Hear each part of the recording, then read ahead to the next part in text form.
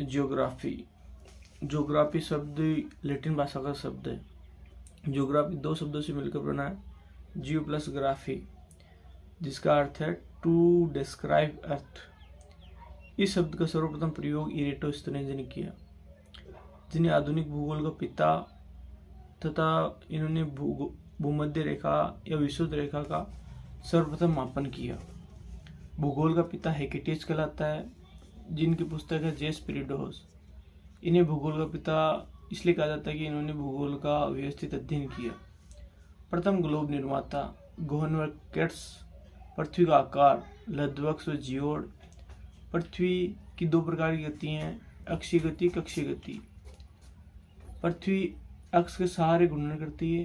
पृथ्वी कक्ष में सूर्य के चारों ओर परिक्रमण करती है। कक्ष पृथ्वी का सूर्य के चारों ओर का परिपथ कक्ष कहलाता है। अक्ष पर पृथ्वी 23.5 डिग्री का कोण बनाती है, झुकी है, तथा अक्ष पर पृथ्वी का कोण 66.5 डिग्री। अक्षीय गति, जिसे दैनिक परिभ्रमण या घूर्णन गति कहते हैं, इसकी जानकारी आर्यभट्ट ने दी। इसकी दिशा पश्चिम से पूर्व की ओर घूमती है। सर्वाधिक भूमध्य रेखा 1473 किलोमीटर, 1470 किलोमीटर। न्यूनतम दूरों पर 1073। इसकी अवधि 23 घंटे 56 मिनट 4 सेकंड। प्रभाव, दिन व रात का होना। दिन व रात, सौर दिवस व सौर नक्षत्र का होना। सौर दिवस होता है 24 घंटे का, नक्षत्र दिवस होता है 23 घंटे 56 मिनट का। अपकेंद्रीय व अभिकेंद्रीय बल। अपकेंद्रीय बल क्या है? केंद्र से बाहर की ओर लगने वाला बल। सर्वाधिक भूमध्य रेखा पर, न्यूनतम दूरों पर। अभिकेंद्रीय बल, बाहर से केंद्र की ओर लगने वाला बल। हाईएस्ट दूरों पर, न्यूनतम भूमध्य रेखा पर। कोरियोलिस बल क्या है? वायु के साथ घर्षण तथा घर्षण से हवाओं की दिशा में परिवर्तन होना कोरियोलिस बल कहलाता है। इसका अध्ययन सर्वप्रथम कोरियोलिस महोदय ने किया। सर्वाधिक कोरियोलिस बल का प्रभाव दूरों पर देखा जाता है, न्यूनतम भूमध्य रेखा पर। सौर दिवस और सौर नक्षत्र के मध्य अंतर 3 मिनट 56 सेकंड का। गुरुत्व बल, ग्रेविटेशन फोर्स, सर्वाधिक दूरों पर, न्यूनतम भूमध्य रेखा पर। कारण, अभिकेंद्रीय बल। कक्षीय गति। कक्षीय गति को वार्षिक गति, परिभ्रमण गति कहते हैं। इसका सर्वप्रथम अध्ययन कोपर्निकस महोदय ने किया। इसका आकार दीर्घवृत्ताकार है। पृथ्वी की कक्षीय गति 29.8 किलोमीटर पर होर है, तथा यह एक चक्कर पूरा करने में 365 दिन लगाती है, तथा 5 घंटे 48 मिनट 66 सेकंड का एक चक्कर होता है। अक्षीय गति और कक्षीय गति के प्रभाव। कक्षीय गति के प्रभाव, ऋतुओं में परिवर्तन होता है, दिन व रात का होना, सूर्य का उत्तरायण व दक्षिणायन होना, कर्क रेखा व मकर रेखा का निर्माण होना। कर्क रेखा 23.5 डिग्री उत्तरी अक्षांश, सूर्य का उत्तरी अंतिम बिंदु, जिसे कर्क रेखा कहा जाता है। मकर रेखा 23.5 डिग्री दक्षिणी अक्षांश, सूर्य का अंतिम बिंदु। उपसौर या अपसौर का बनना, पृथ्वी की सबसे नजदीक अवस्था उपसौर कहलाती है। अपसौर, पृथ्वी सूर्य के सबसे दूर अवस्था अपसौर कहलाती है। उपसौर 1470 किलोमीटर होता है। तिथि 3 जनवरी के दिन। इस दिन 7% गर्मी उत्तरी गोलार्ध में अधिक पड़ती है, तो 7% सर्दी अधिक दक्षिणी गोलार्ध में पड़ती है।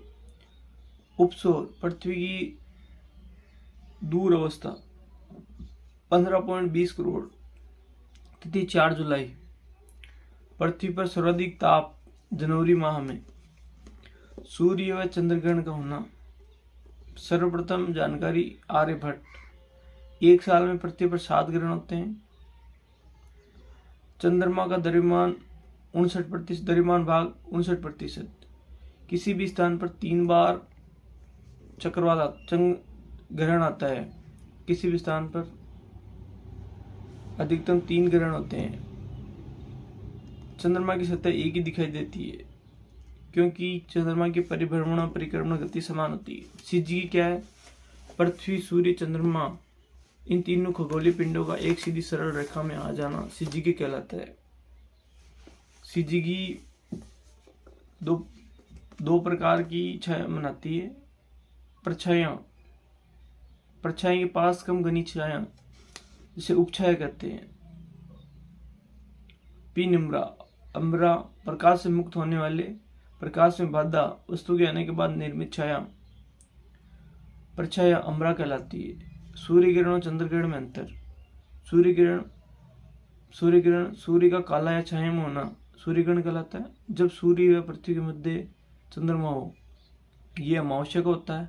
प्रत्येक अमावस्या को सूर्य ग्रहण नहीं होता क्योंकि पृथ्वी व चंद्रमा की कक्षा में 5 डिग्री का अंतर होता है।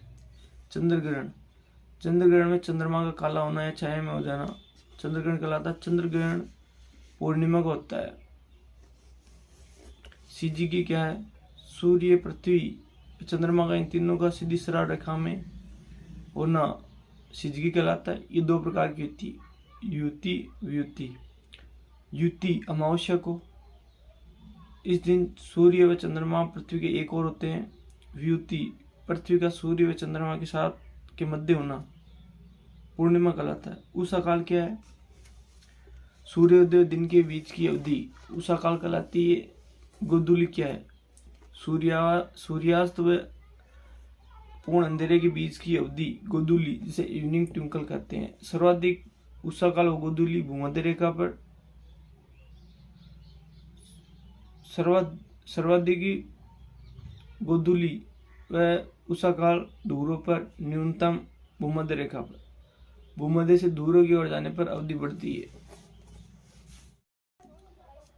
अक्षांश व देशांतर। पृथ्वी पर किसी स्थान की वास्तविक स्थिति का पता लगाने हेतु जिस गणितीय पद्धति का प्रयोग किया जाता है उसे अक्षांश व देशांतर कहते हैं। इसके तहत पृथ्वी पर काल्पनिक रेखाएं खींची गई है जिनको अक्षांश व देशांतर कहते हैं। ये काल्पनिक रेखाएं दी हैं, इनके जाल को ग्रिड कहते हैं। अक्षांश रेखाएं पूर्व से पश्चिम की ओर खींची गई काल्पनिक रेखाएं।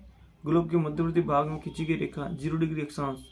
0 डिग्री अक्षांश को ग्लोब को 2 भागों में बांटती है, उत्तरी गोलार्ध व दक्षिणी गोलार्ध। सभी अक्षांश 0 डिग्री अक्षांश से भूमध्य रेखा के समानांतर होती है। अक्षांश रेखाएं पूर्णवर्त बनाती है। 0 से उत्तर दक्षिण की तरफ जाने पर अक्षांशों का मान बढ़ता है। 90 डिग्री उत्तरी अक्षांश को उत्तरी ध्रुव, 90 डिग्री दक्षिणी अक्षांश को दक्षिणी ध्रुव कहते हैं। अक्षांश रेखाएं पूर्णवर्त बनाती है। ये वर्ताकार होती है।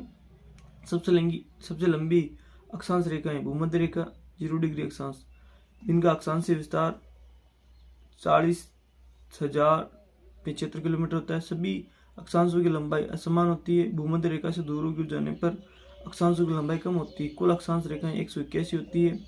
दूर एक बिंदु के रूप में होते हैं। अक्षांश रेखाएं 1791 होती है। 2 अक्षांशों की मध्य दूरी 111 किलोमीटर 69 मील।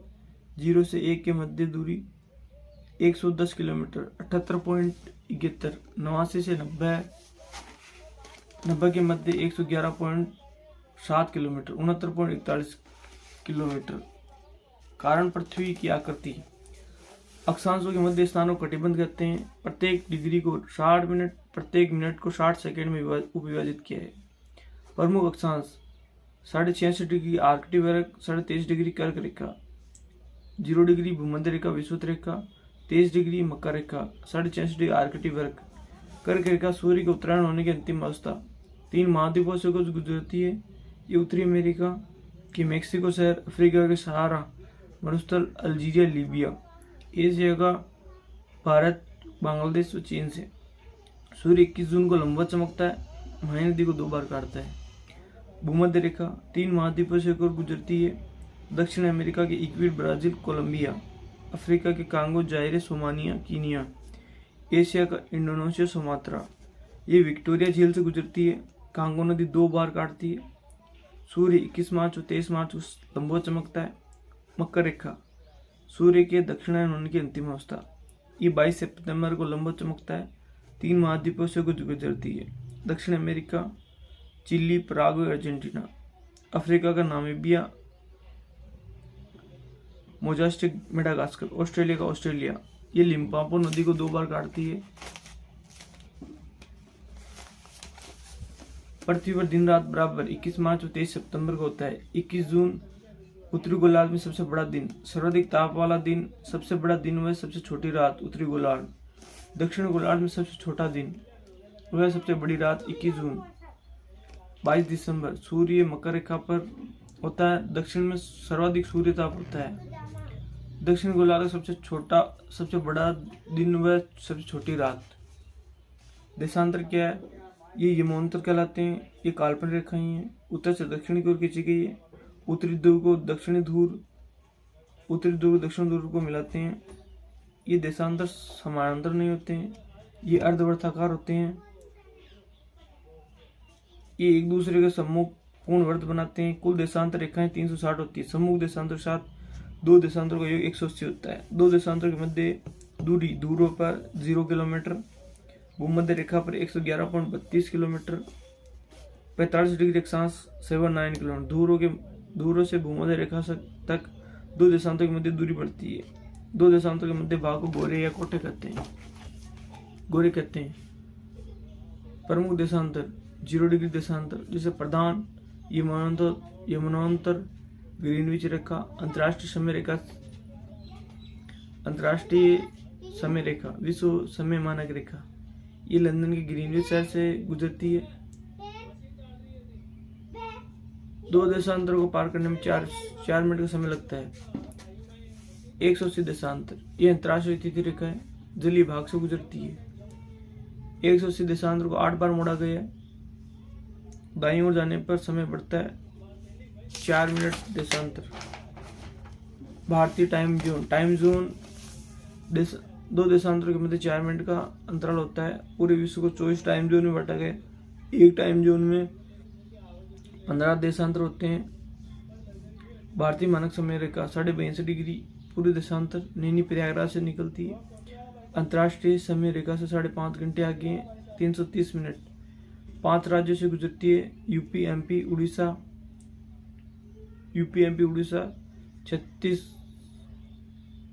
आंध्र प्रदेश, छत्तीसगढ़। पृथ्वी की आंतरिक संरचना। ब्रह्मांड पृथ्वी के चारों ओर स्थित विस्तृत अंतरिक्ष। ग्रह, उपग्रह व तारे मिलकर ब्रह्मांड का निर्माण करते हैं। ब्रह्मांड में दूरी मापने की इकाई प्रकाश वर्ष व पारसेक। 1 वर्ष में प्रकाश द्वारा तय की गई दूरी 9.46 × 10⁻12। तारों की मध्य दूरी 1 पारसेक बराबर होता है 30.86 पेटामीटर, 3.26 प्रकाश वर्ष, 30.9 ट्रिलियन किलोमीटर। सूर्य व पृथ्वी सूर्य के मध्य दूरी प्रकाश वर्ष द्वारा मापी जाती है। तारों व सूर्य के मध्य दूरी पारसेक द्वारा मापी जाती है। ब्रह्मांड उत्पत्ति सिद्धांत। निहारिका परिकल्पना। कांटमोद्य नदी 1775 में। इनकी पुस्तक है universal natural history and theory of the haven. इन्होंने ब्रह्मांड की उत्पत्ति बादल और धूल कणों से बताई है, जिनमें संशोधन लाप्लास महोदय 1796। Big bang theory. विस्तारित ब्रह्मांड परिकल्पना जॉर्ज लेम्से 1927। इन्होंने हाइड्रोजन प्लस हाइड्रोजन मिलके सूर्य पर नाभिकीय संलयन हुआ, जिससे हीलियम गैस का उत्पादन हुआ। उच्च ऊर्जा का निकास, जिसके फलस्वरूप सूर्य पर विस्फोट हुआ तथा ब्रह्मांड बन गया। 1920 में एडविन हब्बल ने ब्रह्मांड विस्तार के प्रमाण दिए। समय के साथ साथ आकाशगंगा एक दूसरे से दूर हो रही है।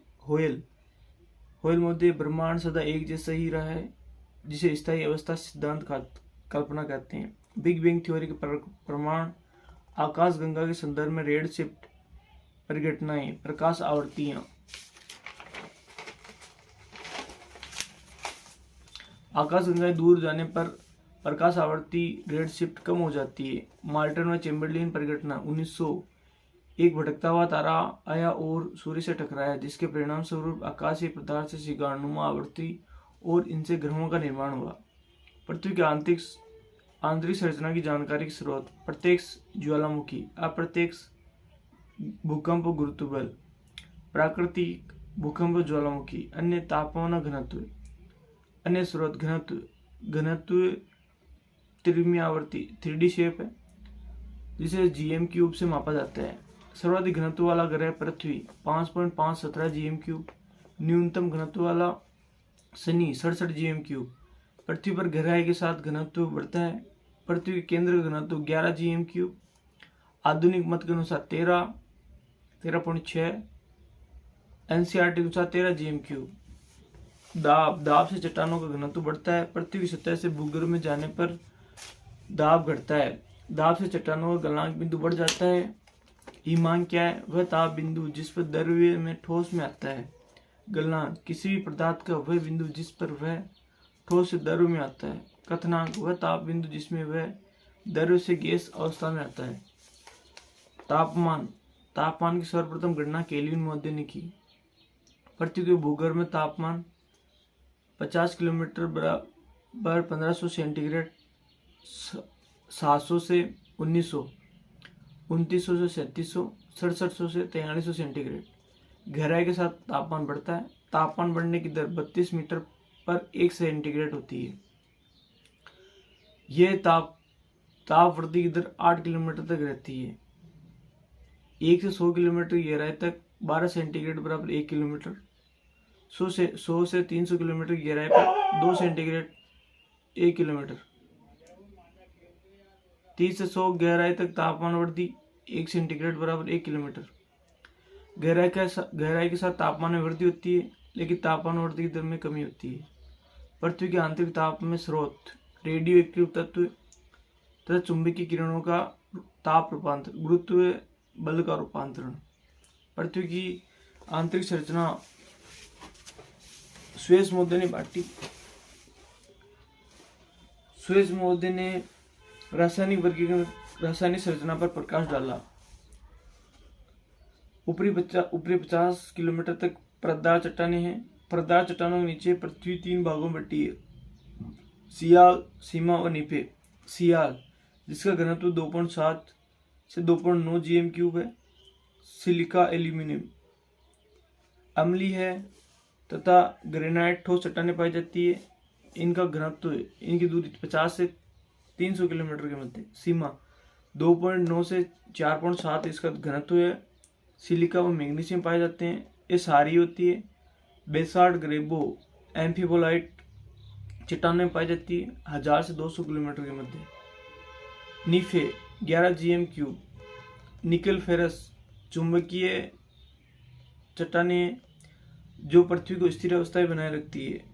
पेरियोटाइट, डूनाइट पृथ्वी के केंद्र बिंदु में होती है। ये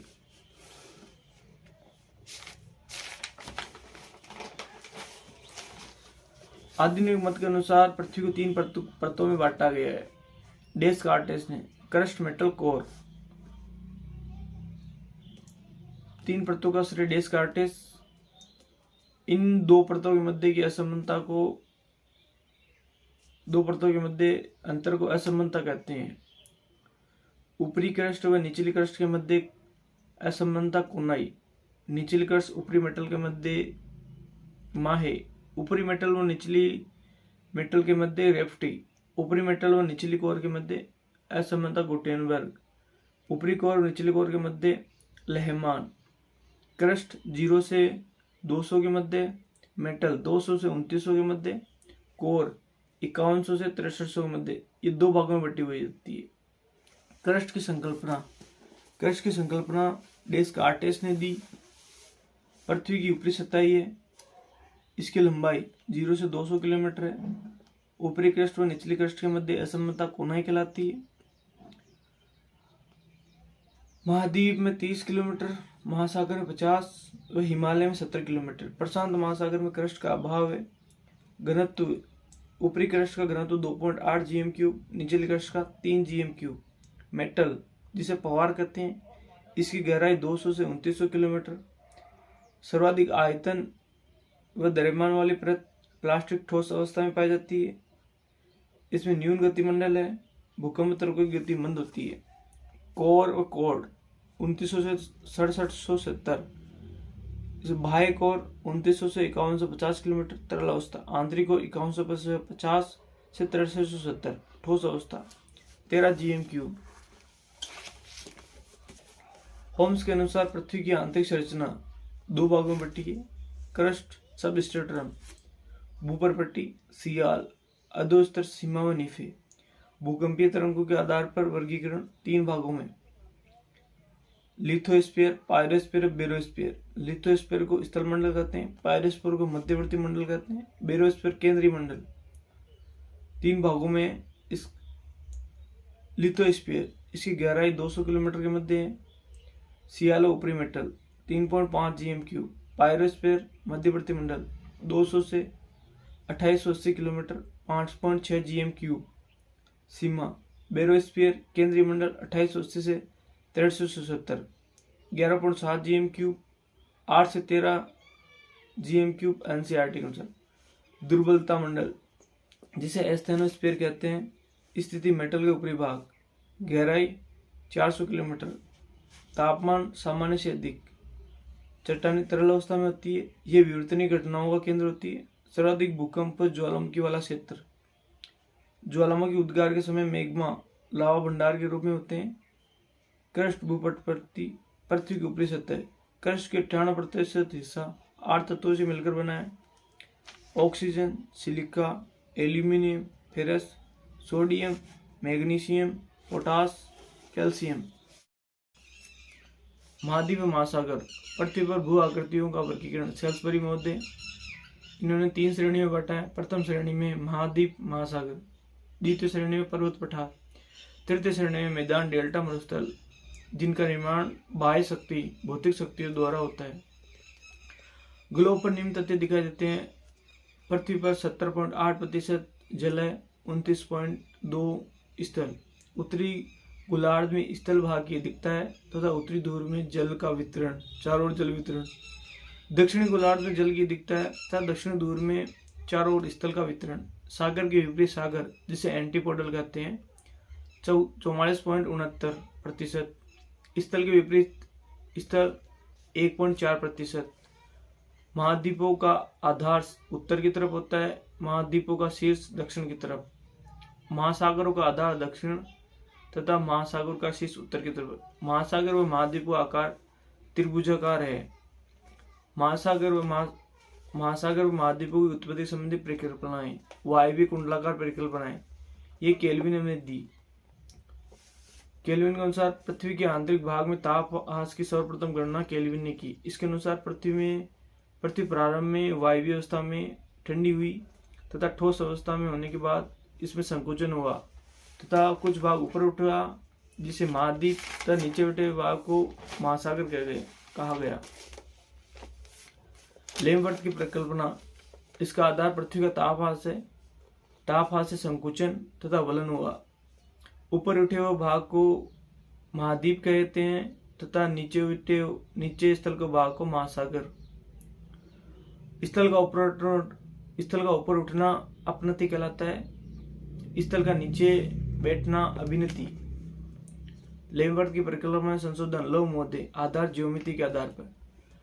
चतुष्फल के सिद्धांत, इसका प्रतिपादन लोतीन-गिरिक ने 1875 में किया।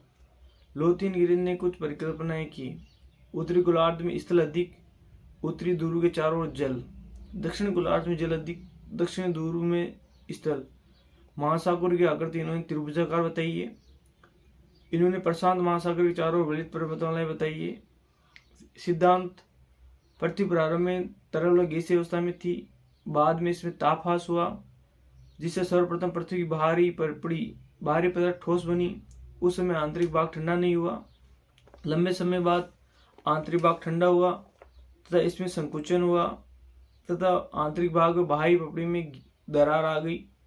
बाद में गुरुत्व बल के कारण पृथ्वी की बाह्य पपड़ी में धंसा हुआ, जिसके कारण पृथ्वी का आकार चतुष्फलकीय हो गया। महाद्वीपीय प्रवाह सिद्धांत, 1596 में डच कार्टोग्राफर अब्राहम ओरेलियस ने संभावना व्यक्त की कि यूरोप, अफ्रीका व अमेरिका एक साथ जुड़े हुए हैं।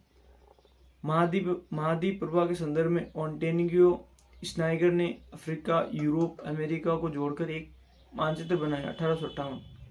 उद्देश्य उत्तरी अमेरिका व यूरोप में कोयला परत या जीवाश्मों की समानता स्थापित करना। महाद्वीपीय प्रवाह परिकल्पना F.B. टेलर 1908, प्रकाशन 1910। उद्देश्य टर्शरी काल में निर्मित वलित पर्वतमालाओं की व्याख्या करना। रोकी व एंडीज पर्वतमाला का उत्तर से दक्षिण में विस्तार, आल्प्स और हिमालय पर्वतमाला का पूर्व से पश्चिम विस्तार। परिकल्पना की शुरुआत क्रिस्टेशियन काल 13.5 करोड़ वर्ष पूर्व। चंद्रमा इसी काल में पृथ्वी से अलग हुआ। टेलर ने महाद्वीप सियाल को सीमा पर तैरता हुआ माना है। प्रारंभ में चंद्रमा के गुरुत्व बल में एकीकृत स्थलीय भाग दो टुकड़ों में बटा। स्थलीय भाग को पेंथालासा, जलीय भाग को पेंजिया कहते हैं। टेलर के अनुसार अंगारालैंड व गोडालैंड का प्रवाह कारण चंद्रमा का ज्वारीय बल, प्रवाह की दिशा भूमध्य रेखा की ओर, पश्चिम की ओर दिशा। इसके कारण उत्तरी ध्रुव में वेफिनी खाड़ी, लेब्राडोर सागर बना, दक्षिण ध्रुव में रॉस सागर। भूमध्य रेखा की ओर प्रवाह से हिमालय व आल्प्स पर्वतमाला का विस्तार हुआ। पूर्व से पश्चिम, पश्चिम से पूर्व की ओर जाने पर रॉकी व एंडीज पर्वतमाला का विस्तार, उत्तर से दक्षिण। महाद्वीपीय विस्थापन सिद्धांत 1912 अल्फ्रेड वेगनर ने दिया। इसका उद्देश्य क्या था? जलवायु परिवर्तन अध्ययन करना। इस सिद्धांत में दो परिकल्पनाएं दी गई। स्थलीय भाग जलवायु परिवर्तनशील है, स्थलीय भाग परिवर्तनशील व जलवायु अपरिवर्तनीय। आधार अंटार्कटिका में कोयला मिलना, उड़ीसा में कोयला खानों में हिमवृक्षों के अवशेष। सिद्धांत का आधार स्थलीय भाग परिवर्तनीय तथा जलवायु स्थिर। सिद्धांत की शुरुआत कार्बोनिफेरस युग से पूर्व हुई। कार्बोनिफेरस युग में महाद्वीप एक साथ जुड़े हुए थे, पेंजिया, तो बाद में दो अलग अलग भागों में बट गए, जिसे पेंजिया पेंथालासा थे। बाद में दो भागों में उत्तरी भाग अंगारालैंड, दक्षिणी भाग गोंडवाना। बीच के भाग को टेथिस सागर, 33 भूसन्निधि का निर्माण हुआ। भूसन्निधि क्या है? सागरीय पेंदे का नीचे बैठना भूसन्निधि कहलाता है, जिसके फलस्वरूप आल्प्स व हिमालय पर्वत का निर्माण हुआ। वेगनर ने महाद्वीप प्रवाह की दो दिशा बताई, भूमध्य रेखा की ओर गुरुत्व बल व प्लवनशील बल, सूर्य फ्लाइंग फोर्स। पश्चिम की ओर का कारण सूर्य व चंद्रमा का गुरुत्व बल। प्रमाण अटलांटिक तटों की समानता। अटलांटिक तटों को मिलाकर प्रथम मानचित्र अब्राहम मॉरिलियस ने बनाया। अटलांटिक तटों का मिलना जिग्सा फिट कहलाता है। भूगर्भिक प्रमाण अमेरिका अफ्रीका तटों पर पाई जाने वाली चट्टानों में समानता होती है। प्लेजर का निक्षेप, सोने का जमाव, घाना और ब्राजील के तटों पर सोने का जमा होना। वनस्पति का प्रमाण ग्लासोप्टिक्स वनस्पति, Africa, Asia, Australia. Lemming Scandinavia, Europe, यह पश्चिम की ओर जाता है, अटलांटिक महासागर में डूब जाता है। वास्तविक प्रवाह, सबसे स्थिर भाग, पृथ्वी का सबसे स्थिर भाग अफ्रीका। उत्तरी व दक्षिण अमेरिका प्रवाह पश्चिम की ओर है, जिसके कारण अटलांटिक महासागर की आकृति एस के समान हो गई। ग्रीनलैंड पश्चिम की ओर बढ़ता है।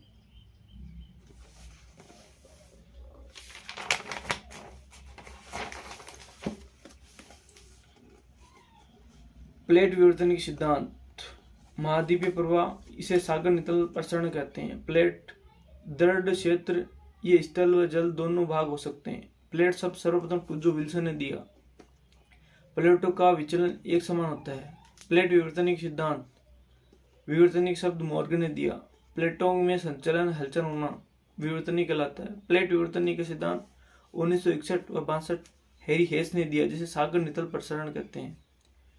इसकी व्याख्या मैकेंजी। प्लेट विवर्तन सिद्धांत का स्वतंत्र सिद्धांत विल्सन, मैकेंजी, पार्कर 1967। ग्लोब पर 7 मुख्य प्लेटें, 20 अन्य प्लेटें, गौण प्लेटें। उत्तरी अमेरिका, दक्षिण America, Africa, Arabian plate, Indo Australia, Antarctic plate.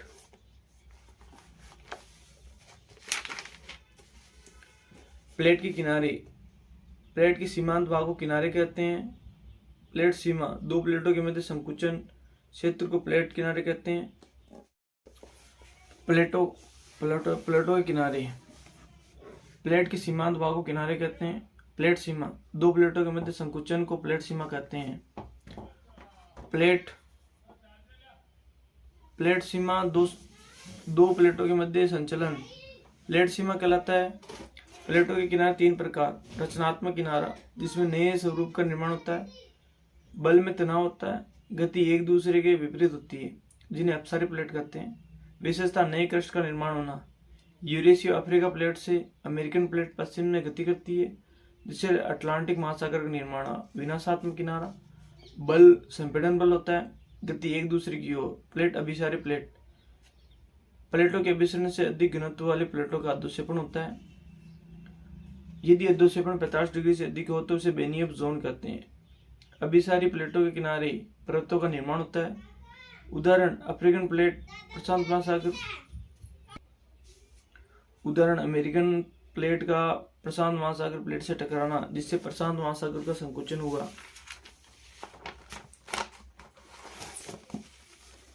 संरक्षी किनारे, इनमें बल संपीड़न होता है। इसमें गति एक दूसरे के पास पास होती है। संरक्षी किनारों को रूपांतरित प्लेट, संरक्षी प्लेट या शहरी सीमा कहते हैं। इसमें न तो प्लेटों का क्षय होता है, ना ही रचना। उदाहरण स्कोशिया प्लेट। सागर नितल प्रसरण सिद्धांत, यह 1961-62 में हैरी हेस ने दिया। हैरी हेस के अनुसार सागरीय तली का प्रसारण मध्य पतली कटक के सहारे होता है। महासागरीय द्रोणी के सहारे क्रस्ट नष्ट हो जाती है। महासागरीय द्रोणी, महासागरों का किनारा, महासागरों का पिंडा दुर्बलता मंडल के रूप में जाना जाता है, जहां ज्वालामुखी उद्गार होते हैं, जिनसे महासागरीय कटक का निर्माण होता है। इस कटक के सहारे महासागरीय तली का प्रसरण होता है, जिसके फलस्वरूप महाद्वीपीय महासागरीय प्लेट में किनारे टकराते हैं, जिसके फलस्वरूप अधोक्षेपण होता है, जिसे महासागर द्रोणी कहते हैं। ये क्रस्ट नष्ट हो जाती है। कटक के दोनों ओर चुंबकीय पट्टियों में पूर्णतः समानता पाई जाती है। इन चुंबकीय पट्टियों के आधार पर चट्टानों की आयु व महासागरीय नितल प्रसरण की दर ज्ञात की जाती है। प्रसरण दर कटक के प्रसरण, कुल प्रसरण दर कटक के दोनों ओर। सर्वाधिक प्रसरण प्रशांत महासागर, न्यूनतम प्रसरण अटलांटिक महासागर। लाल सागर का लगातार प्रसरण हो रहा है। कैलिफोर्निया खाड़ी का विस्तार, सेंट एंड्रियास ब्रंश का निर्माण। कैलिफोर्निया खाड़ी का विस्तार, सी ऑफ कार्टेज।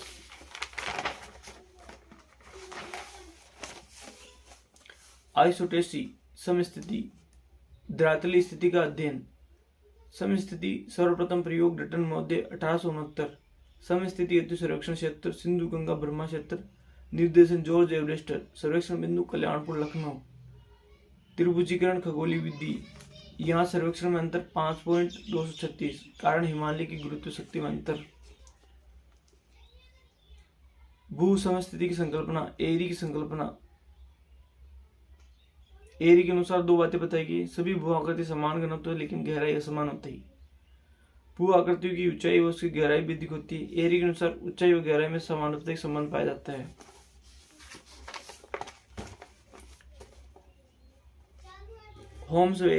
होम्स ने एरी की परिकल्पना का समर्थन किया। प्राट की श्रृंखला, भू आकृतियों का घनत्व असमान होता है, लेकिन उनकी गहराई समान होती है।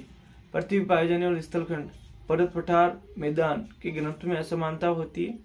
इन स्थलखंडों की गहराई समान होती है। स्थलखंडों के घनत्व में असमानता एक निश्चित तल तक होती है, उसके बाद घनत्व समान होता है। इस समान घनत्व को क्षतिपूर्ति समतोल कहते हैं। सर्वाधिक मैदान, पठार, पर्वत गहराई समान होती है।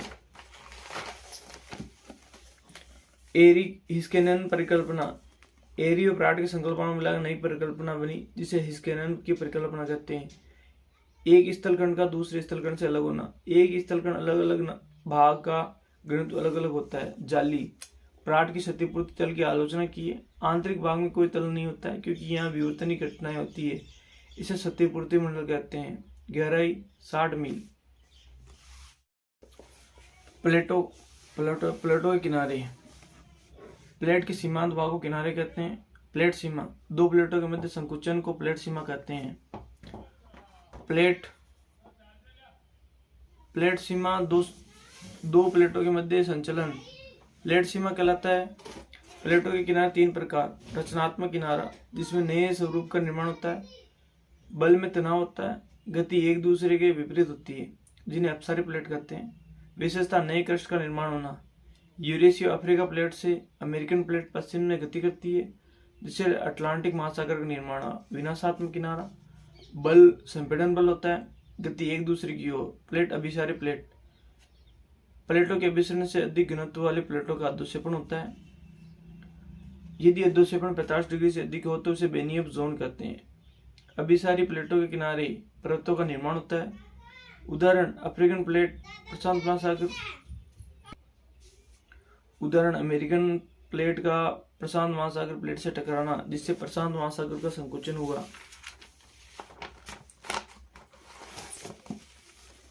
संरक्षी किनारे, इनमें बल संपीड़न होता है, इसमें गति एक दूसरे के पास पास होती है। संरक्षी किनारों को रूपांतरित प्लेट, संरक्षी प्लेट या शहरी सीमा कहते हैं। इसमें न तो प्लेटों का क्षय होता है ना ही रचना। उदाहरण स्कोशिया प्लेट। सागर नितल प्रसरण सिद्धांत, यह 1961-62 में हैरी हेस ने दिया। हैरी हेस के अनुसार सागरी तली का प्रसारण मध्य पतली कटक के सहारे होता है। महासागरीय द्रोणी के सहारे क्रस्ट नष्ट हो जाती है। महासागरीय द्रोणी, महासागरों का किनारा, महासागरों का पिंडा दुर्बलता मंडल के रूप में जाना जाता है, जहां ज्वालामुखी उद्गार होते हैं, जिनसे महासागरीय कटक का निर्माण होता है। इस कटक के सहारे महासागरीय तली का प्रसरण होता है, जिसके फलस्वरूप महाद्वीपीय महासागरीय प्लेट में किनारे टकराते हैं, जिसके फलस्वरूप अधोक्षेपण होता है, जिसे महासागर द्रोणी कहते हैं। ये क्रस्ट नष्ट हो जाती है। कटक के दोनों ओर चुंबकीय पट्टियों में पूर्णतः समानता पाई जाती है। इन चुंबकीय पट्टियों के आधार पर चट्टानों की आयु व महासागरीय नितल प्रसरण की दर ज्ञात की जाती है। प्रसरण दर कटक के प्रसरण, कुल प्रसरण दर कटक के दोनों ओर, सर्वाधिक प्रसरण प्रशांत महासागर, न्यूनतम प्रसरण अटलांटिक महासागर। लाल सागर का लगातार प्रसरण हो रहा है। कैलिफोर्निया की खाड़ी का विस्तार, सेंट एंड्रियास ब्रंश का निर्माण, कैलिफोर्निया खाड़ी का विस्तार, सी ऑफ कार्टेज।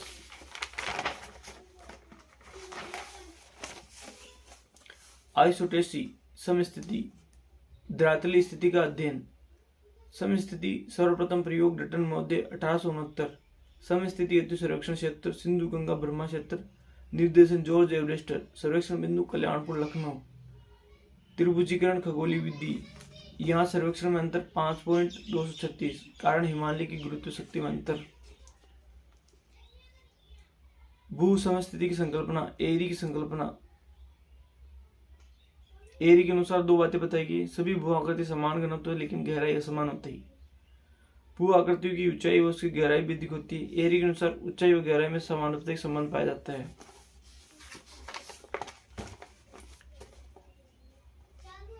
होम्स ने एरी की परिकल्पना का समर्थन किया है। प्राट की संकल्पना, भू आकृतियों का घनत्व असमान होता है, लेकिन उनकी गहराई समान होती है। पृथ्वी पर पाए जाने वाले स्थलखंड, पर्वत, पठार, मैदान के घनत्व में असमानता होती है। इन स्थलखंडों की गहराई समान होती है। स्थलखंडों के घनत्व में असमानता एक निश्चित तल तक होती है, उसके बाद घनत्व समान होता है। इस समान घनत्व को क्षतिपूर्ति समतोल कहते हैं। सर्वाधिक मैदान, पठार, पर्वत गहराई समान होती है। एरी हिस्केनन परिकल्पना, एरी और प्राट की संकल्पना मिलाकर नई परिकल्पना बनी, जिसे हिस्केनन की परिकल्पना कहते हैं। एक स्थलखंड का दूसरे स्थलखंड से अलग होना, एक स्थलखंड अलग अलग भाग का घनत्व अलग अलग होता है। जाली, प्राट की क्षतिपूर्ति तल की आलोचना की है। आंतरिक भाग में कोई तल नहीं होता है, क्योंकि यहाँ विवर्तनीय घटनाएं होती है, इसे क्षतिपूर्ति मंडल कहते हैं। गहराई 60 मील।